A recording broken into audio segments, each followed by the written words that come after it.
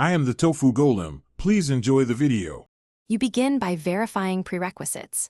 Confirm you have a local administrator account or alternate admin credentials, and prepare a recovery USB.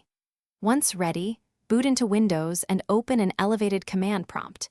If Windows won't allow that, reboot to Windows Recovery Environment and choose Troubleshoot right arrow Advanced Options, right arrow command prompt.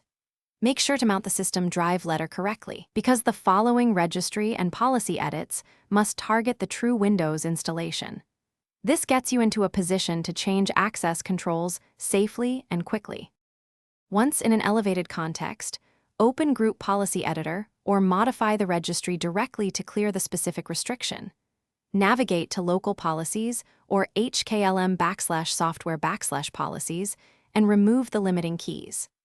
Then enable the built-in administrator account and set a temporary password using NetUserAdministratorP at SSW0'd. This restores a known admin path. Make sure to repair NTFS and registry permissions on C/Windows/System32/security and related keys so services can read policies.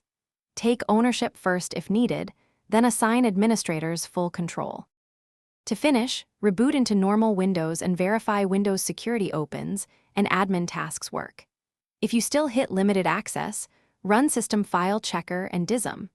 Open elevated command prompt and run sfc/scano, then dism/online/cleanupimage/restore health, because corrupted components can reapply restrictions.